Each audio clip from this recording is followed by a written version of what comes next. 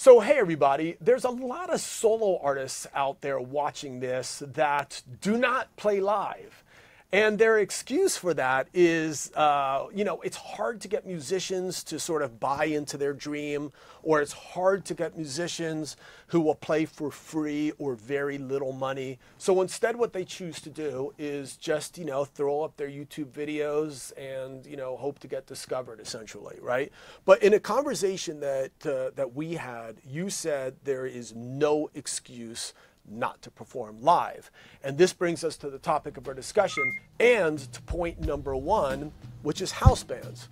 Now, in concept, this is nothing new, but actually I kind of was very interested to hear what you had to say about how promoters are putting together sort of these packages and they have these house bands, and this gives an opportunity for solo artists to essentially kind of get out there and play. Can you explain this in detail, please?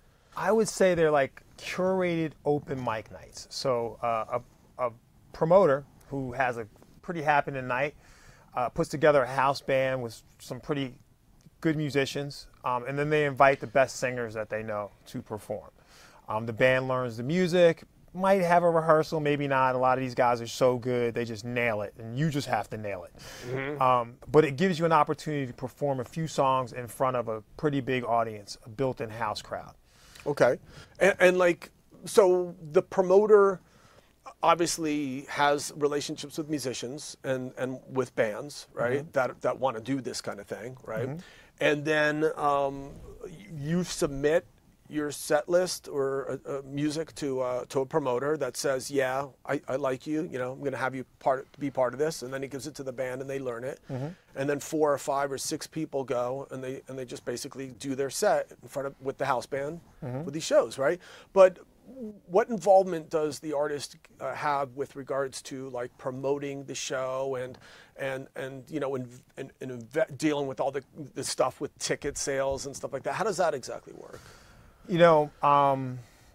Most of the promoters, not all of them, will take the majority of the money. So they really are promoting, but they'll also set you up with flyers. They'll take your picture that you send to them, put it together on a flyer, post it, send it to you for you to post. You can bring people out.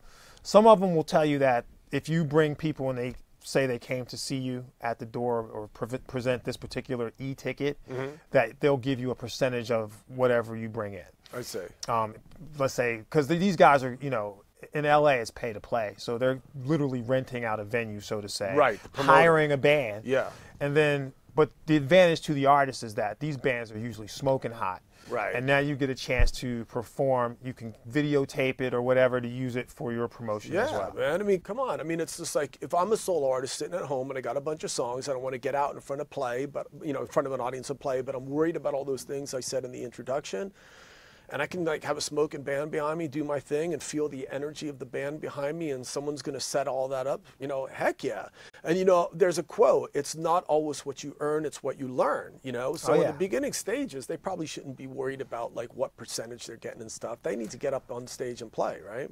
I would say too. I just want to throw this out there. In the beginning, before I even knew about this, they actually approached me for one of my artists. Oh. So they're actually actively looking for people in your area to perform. So if you're active on social media, you have your music up, you sing on the camera or whatever, and they like it, right? Then they'll call you. Okay, good deal. And you mentioned a couple clubs in LA, which probably by the time people are watching this, who knows whether or not they'll still be around. But in any case, what were those like the 1 or 2 clubs that do you remember? Well, it's not necessarily clubs, but there are clubs too. Okay. So there's Soulful of Noise, and they perform all over the place. They have a tour.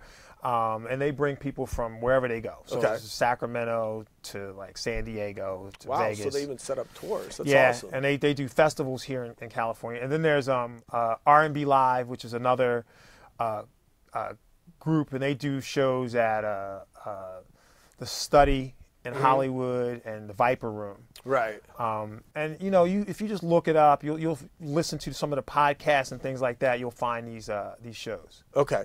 All right. Cool. And then just let's go on to the second thing now, which was working with DJs. So obviously, if you're a DJ, I mean, that's a type of solo artist too. Obviously, that you can get up on stage and spin your set by yourself.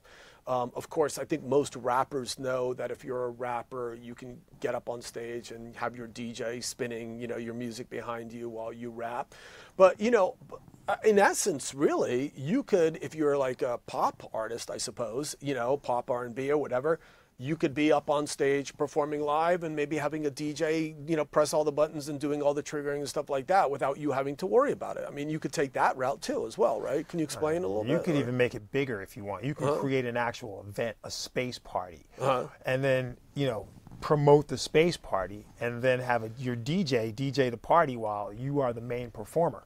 Right. But right. yeah, it is about getting, a DJ who can spin your songs and maybe even cut it and mix in your music while you sing over it. And you can sing covers, you can sing over other beats if you got a good DJ. Right. So there's no excuse really, again, why they can't get out there and play. Let's go ahead and move into the last thing, which is one-person bands. Which is not really a band, it's more like a one-person band. Looper pedals. Right, yeah. Loop pedals, triggering, playing even with tracks. There's some amazing people, like maybe even like one of the biggest selling artists in the world that is doing this, right? Ed Sheeran. So, of course this takes a skill. It's not like anyone can do it, but it is an option, right? And it's cool too. I don't mind watching people hit triggers and things and recordings. I mean, I'm happy if you can play guitar and sing. If you can play piano and sing, makes me happy. And that's if you can do that, there's no excuse for you not to. Right.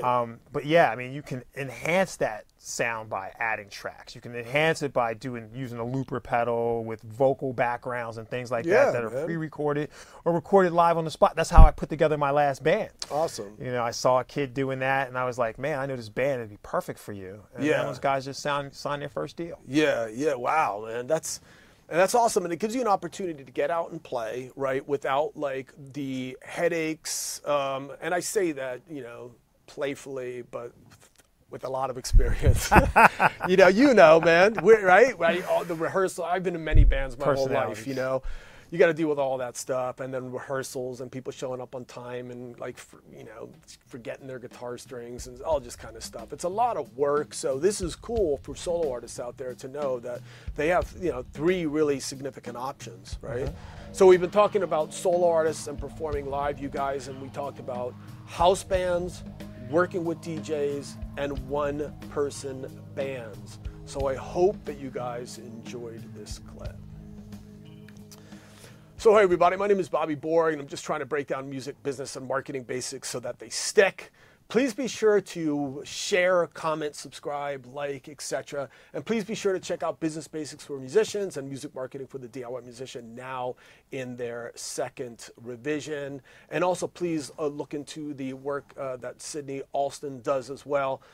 Just Google him. He's all over the place, and you can look him up if you have more questions about personal management and getting out there and playing and all that good stuff.